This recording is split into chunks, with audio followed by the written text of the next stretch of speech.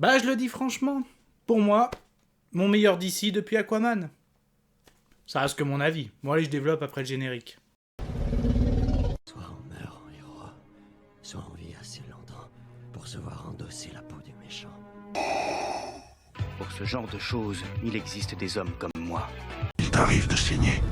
Vous pouvez respirer, vous pouvez cligner des yeux, vous pouvez pleurer. M'a ramené le conduit, celle-là. Maintenant que j'ai votre attention, Accroche-toi, petit. Salut à tous, c'est Fab et Desgarmat sur ma chaîne et aujourd'hui on va parler film sorti en ce mois d'août 2023 sur nos écrans. Je parle bien sûr du cinéma Blue Beetle, qui appartient au DCEU. Donc oui, on va parler du dernier film DC au cinéma. Alors déjà, la vidéo sera faite en plusieurs parties. Déjà, quelles étaient mes attentes par rapport à ce film, le synopsis, de quoi ça parle, ce que j'ai aimé, moins aimé, sans spoiler, avec une petite conclusion. Mes attentes ?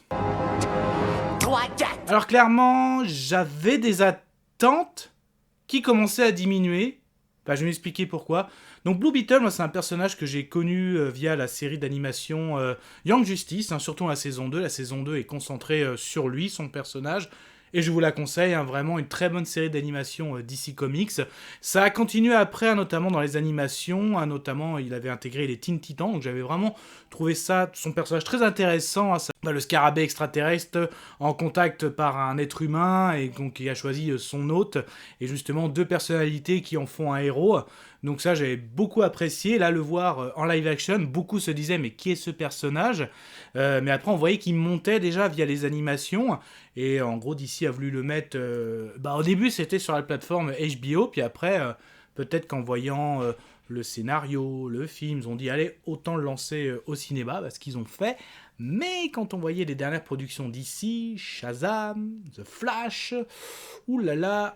un univers qui est en train, qui est sur la fin, le DCU de via James Gunn va bientôt arriver. Donc est-ce qu'ils sont là, allez, on les met pour qu'on ait un peu des sorties en 2023 et après, basta. Donc voilà, un petit peu, donc j'avais des attentes, parce que ce personnage que j'ai découvert, j'apprécie, et là, ça commençait à descendre, donc en gros, qu'est-ce que ça allait donner ? Bon, mystère. Du coup, allez, de quoi il parle ce film ? Il était une fois une... Alors on va suivre l'histoire de notre personnage principal, Rami Reyes. Donc c'est un jeune plein d'ambition qui vient de terminer ses études. Donc il est déçu des quartiers au Mexique et très content.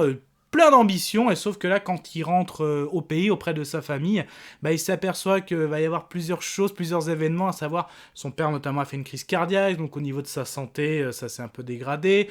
Ils sont prêts à perdre leur maison, donc en fait, celui qui est plein d'ambition va se voir faire des petits boulots pour aider à sa famille à survivre, même s'il le vit plutôt mal, il aurait aimé qu'on le prévienne pour que, en gros, il aurait terminé ses études, mais sa famille, on va voir que la famille est vraiment mise en avant.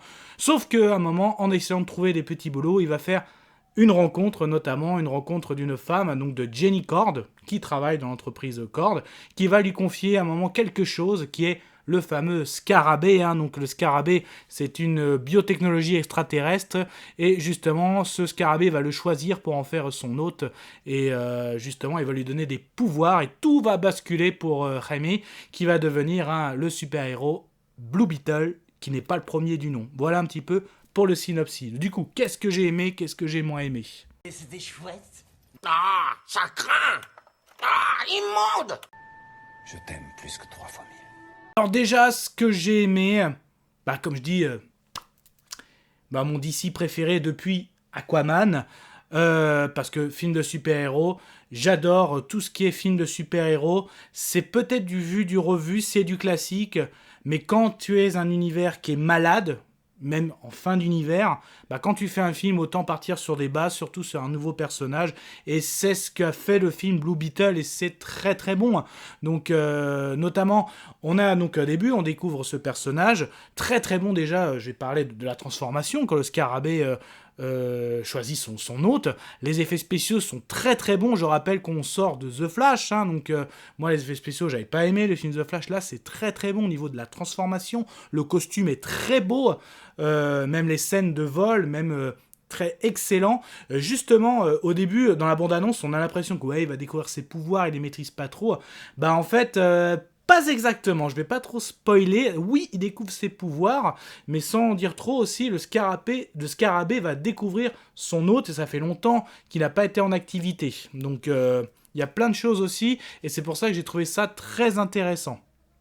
Les scènes de combat, hein, c'est vraiment très très bon. Il y a aussi bien donc, de la projection d'armes. Donc je rappelle qu'avec le scarabée, il peut créer tout type d'armes. Mais il y a aussi du combat au corps à corps, même du combat au sol, de la glissade, du vol. Les chorégraphies sont vraiment très très bonnes. Donc il y a aussi bien du combat par notre héros avec ses bras et ses jambes, mais aussi par le biais du scarabée. Ça j'aime vraiment beaucoup.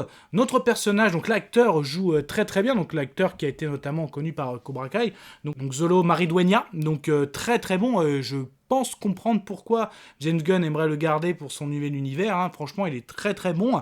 Mais mention spéciale aussi à Jenny Cord, jouée par Bruna Marquezine. Wow, elle casse bien l'écran, hein, donc je l'ai dit, dans le rôle de Jenny. Donc elle, un petit peu, elle joue le rôle un petit peu de la...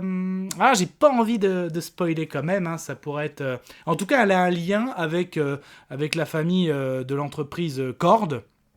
Donc elle y travaille, mais elle apprécie pas trop en gros ce que sa tante fait de l'entreprise Cord, hein, parce qu'en gros, ils veulent créer de l'armement en fait. Le Blue Beetle non plus, donc... Justement, Jamie ne va pas incarner le premier Blue Beetle. En fait, il y a déjà eu des Blue Beetle, et ça, c'est bien expliqué aussi. J'aime bien au niveau du générique. Donc, le générique, en gros, ils expliquent qu'on voit bien que le scarabée n'est pas humain. Il vient bien, on va dire, de l'espace. Il est bien extraterrestre. Il y a un petit clin d'œil aussi, hein, d'une petite lueur, d'une couleur qu'on aime bien. Donc, moi, je l'ai vu. En tout cas, je l'ai pris comme ça. Sans en donner trop. Après aussi, on voit bien que quand il s'est écrasé sur Terre, il vient pas de s'écraser sur Terre, ça fait un moment, il a été découvert, il y a eu un des premiers Blue Beetle, et justement, l'entreprise Cord, eux, ont voulu développer ça, donc il va falloir le système qui se met dans le dos, qui se développe pour faire de l'armement, donc Cord s'est développé là-dedans, et un petit peu, Jenny n'aime pas trop l'envergure que sa tante fait tourner l'entreprise. D'ailleurs, l'entreprise, quand on y rentre, hein, moi ça m'a rappelé un petit peu... dans The Amazing Spider-Man, les locaux d'Oscorp. Ça m'a rappelé un peu ça au niveau futuriste, technologie. On voit aussi des petites références. Hein, on voit une tour Let's Corp notamment. Oui, il y a des références. On voit dans la bande-annonce, hein, quand il dit Batman. Il parle aussi d'autres super-héros, hein, comme par exemple...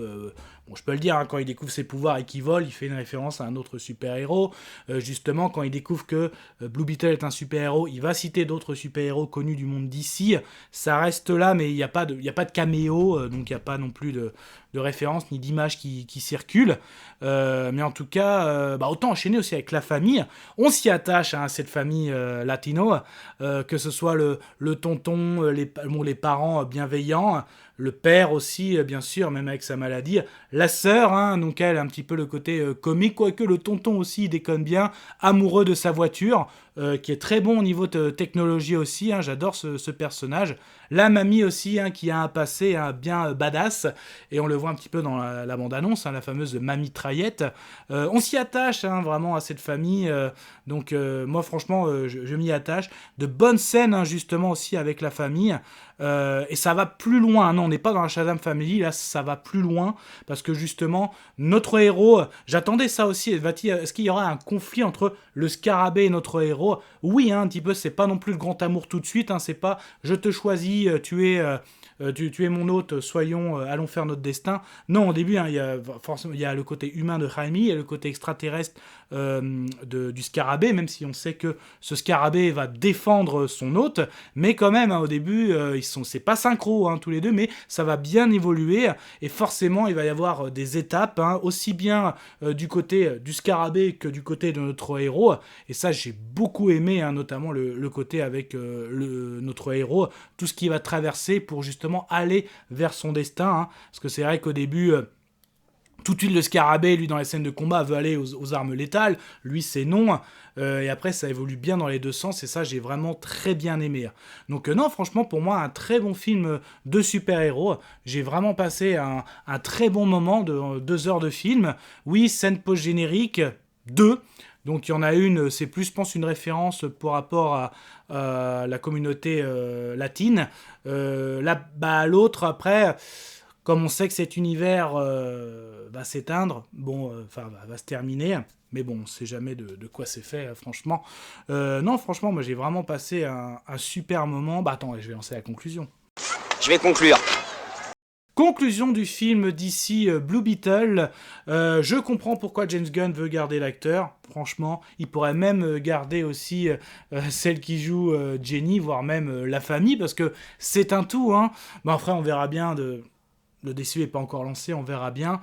En tout cas, ce Blue Beetle, moi, c'est un film de super-héros que j'aime bien. Les scènes de combat sont super. Le costume est très très beau, les effets spéciaux, et que ce soit en vol, les combats au corps à corps, les combats avec les armes, même les combats au sol, très très bien. Ce que va traverser notre héros, l'évolution de notre héros, hein, celui issu des quartiers qui a fait des études et qui revient et qui va déjà voir les événements de sa famille, puis il va avoir un destin, de rencontres vont lui faire à lui un destin, donc le Scarabée qui va le choisir, ils vont faire connaissance, l'évolution dans ses pouvoirs, l'évolution dans son destin avec ce qu'ils vont traverser tous les deux, donc ça j'aime bien.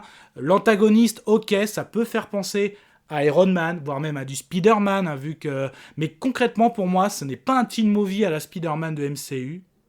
Ok, ça peut faire penser à du Iron Man et du Spider-Man, mais franchement, ce personnage a vraiment ses personnalités qui en fait ce super-héros.